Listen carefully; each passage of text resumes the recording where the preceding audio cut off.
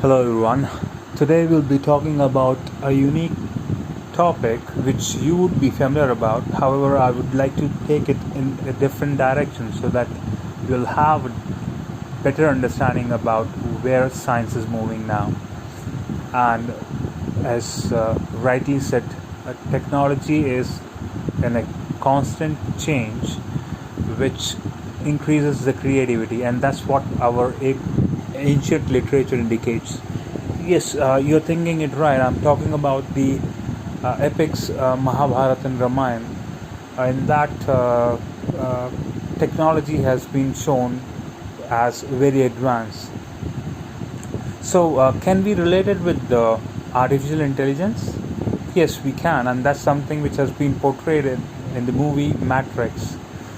So, if you can relate to the things which has been mentioned in the movie, it goes like this: Matrix is all pervading. So, how science relates it? Probably the directors, which they get the insight, they are familiar with the technology and where the science is.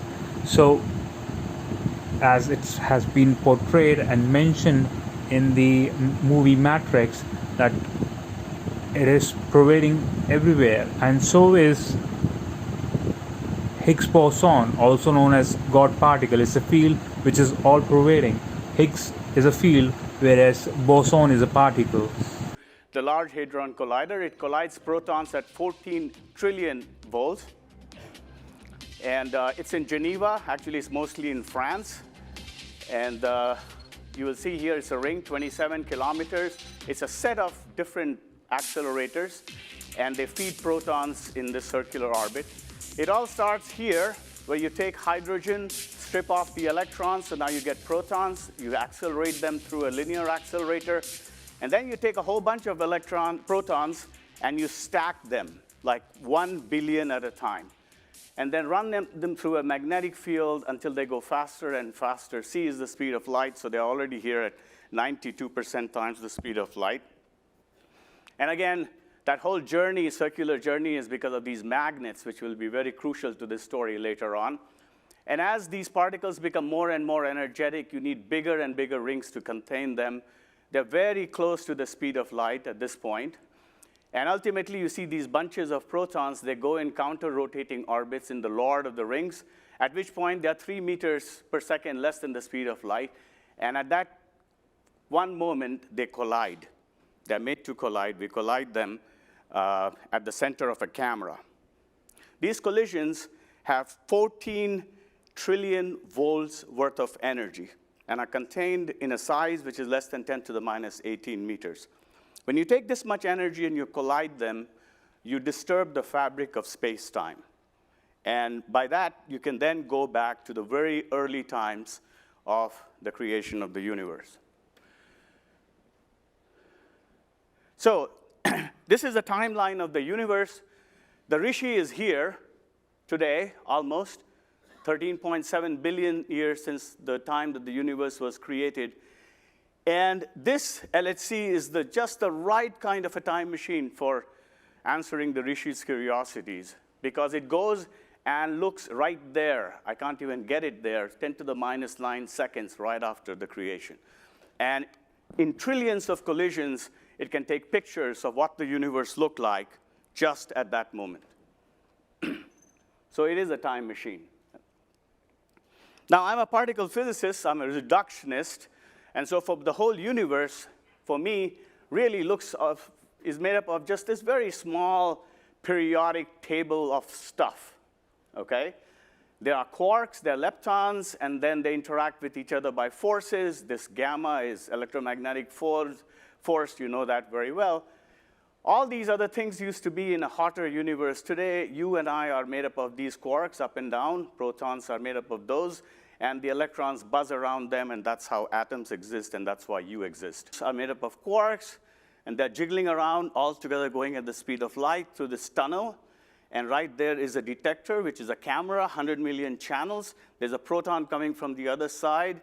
They'll collide together right there in the middle of of the camera and the 100 million channels of this camera will come alive, triggering and recording all the energy that came from this collision.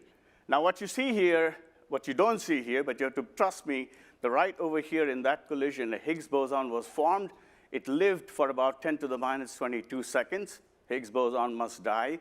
And when it died, it disintegrated into 2 photons of 60 billion volts of energy. And that's how we know that we found the Higgs boson. But one particle doesn't make the summer. We had to find many more of this. We had it. And then on 4th of July, 2012, we announced a discovery. If you are aware about the research which was done in Geneva, the particle physics, it is the field through which particle gain mass, and it belongs to oxygen family. So it indicates the concept of prana. If I have to say it in other words, oxygen is just a chemical, whereas prana is the essence. And this field is all pervading. So this is how we can relate matrix and God particle or Higgs boson.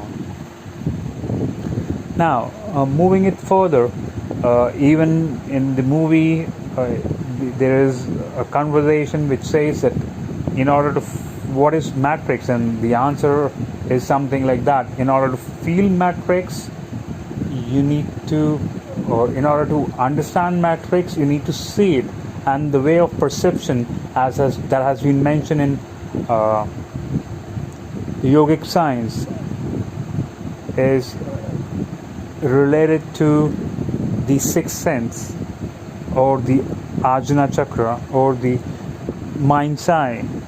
So there is a spatial way of seeing the reality which is beyond senses. That's what third eye indicates.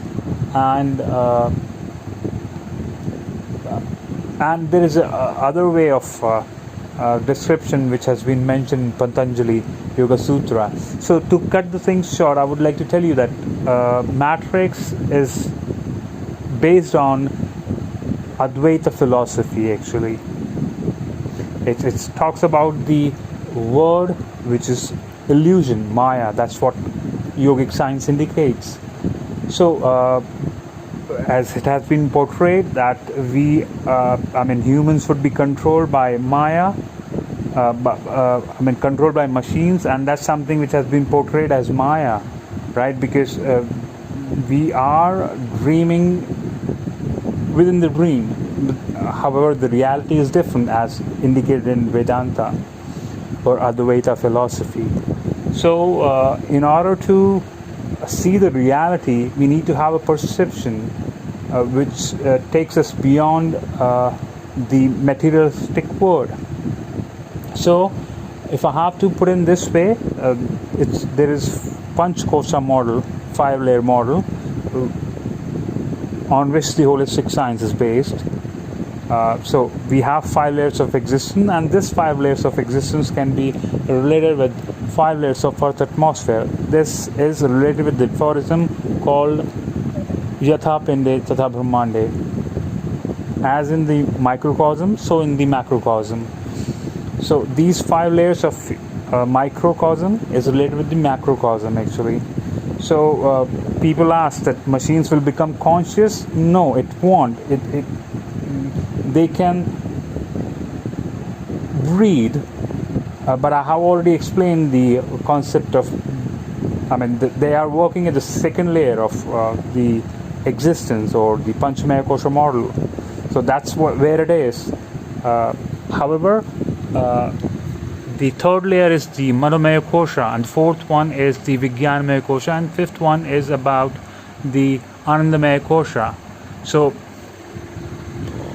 if I relate specifically, mind is, or the third layer of human existence is related with the Manomaya Kosha, and this cosmos, modern science relates, this universe is a huge mind.